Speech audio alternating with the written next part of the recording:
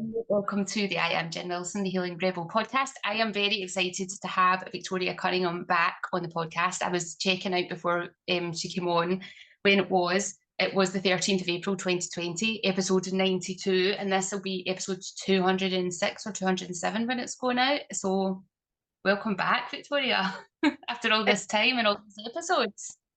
It's taken a while, and I think since I last spoke to you, we've had a rebrand. So when I talked to you before, I was Stretch Body Mind, but now the company is called the Ordinary People Academy. So yeah, so it's a whole new me and a whole new team. So yeah, it's an actual academy now.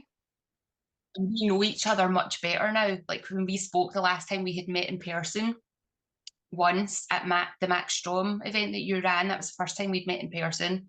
And then that podcast was not long after that. And then we've become friends and we know each other well. We've worked together. So yeah, it's been an exciting journey. So I'm delighted to have you back on. The last time that you were on it, I listened to the podcast before we started today. And last time we were talking a lot about bipolar and running a business as bipolar, as somebody living with bipolar disorder. And when we were talking about what we were going to talk about this time, you wanted to talk about the breathwork course that you've got coming up, but also why it is like that trauma route that's got you to wanting to deliver this training. So let's go, because we're short on time today. You have another appointment after. I'm a busy bee. It is we're in active launch mode at the moment for the Breathwork Facilitator training course, which is a new course that I developed in 2023, and it is a 6-month course that gives you the tools and the skills and the confidence to lead a variety of different breathwork techniques with people. So prior to this, and I still deliver this. I was working mainly as a yoga teacher trainer and a Pilates teacher trainer. I still offer those professional development courses, but I added breathwork facilitator training, as I say, in 2023 because of just the need for breathwork in this sort of traumatized society that we have post COVID, post numerous lockdowns, post a global pandemic of respiratory illness. Actually, people have realized how important the breath is, and they want to learn the tools to teach breath work to other people without having to go through a 10-month or a year-long yoga teacher training program, which only touches on breathwork, whereas this course is focusing entirely on the mechanics of breath, the anatomy of breath, learning the techniques for 6 different breathwork techniques, which are both relaxing and energizing, stimulating, activating. Okay, so we've got a variety of different breaths, and most importantly, what we're learning in the breathwork facilitator training is holding space for clients as they go through this process. I think holding space is important for all teachers, facilitators, and so on, but especially when something is as on the surface simple as breathing. Actually, it requires a lot of support for you as a facilitator to hold that space, because it can be incredibly triggering for some people. It can have the ability to re-traumatize clients, and so it's important that you know how not only to hold space, but how to hold safe space, trauma-informed, trauma-educated space for our clients. So we spend a lot of time on that actually in this training.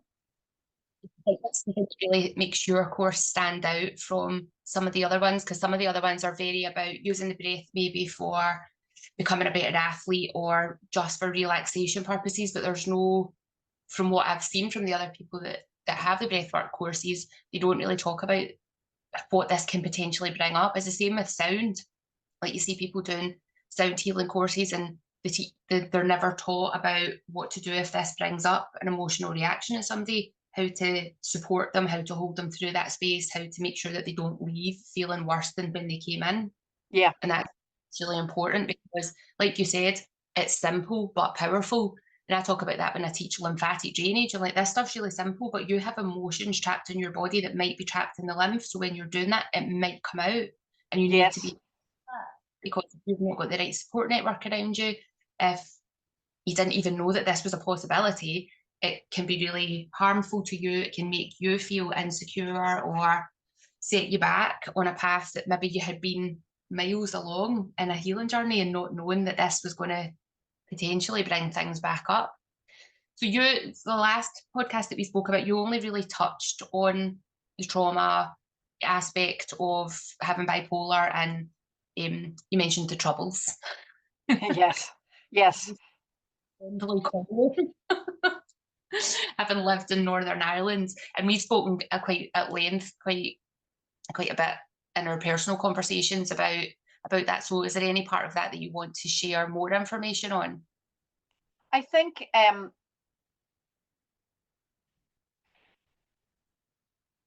what's interesting about the troubles in Northern Ireland is that actually it was normalized. So it's not about it is traumatic to grow up in a war zone. But for us, it was normal, and we didn't know any better. I was born in 1975, and the trouble started in 1969. So when I was growing up in the late 70s and early 80s, there was a lot of civil unrest. There was a lot of bombs, bullets, and a lack of safety on a community level, not just, I think, on a personal level and on a family level. My parents tried their best to keep us um, quite protected as much as they could. But at the same time, I don't think there's a family or a person in Northern Ireland who wasn't touched in some way by what was going on. So most people, most families will know of somebody who lost someone, and I did. I had an uncle who was a police officer, and he was killed by the IRA, which was really traumatizing for my family, and for those around us. But for me, on a personal level, it happened 3 weeks before my 8th birthday. So I understand that my mum lost her big brother, my granny and granddad lost their youngest son, my cousins lost their dad, but I lost my childhood. I didn't have a birthday party again until I was in my teenage years. Every year it was like, we're so sad about the loss of our uncle and your uncle and my brother and my dad. And it became, he almost developed hero status in our family. And that was very difficult because there were children like myself and my younger sister who were living in it and didn't understand it and didn't have a vocabulary or the intellect to really explain it or understand it. And I do believe that it is one of the factors that um, allowed me to develop bipolar disorder. It is difficult to state really, with 100% accuracy that this is the reason why you've got this.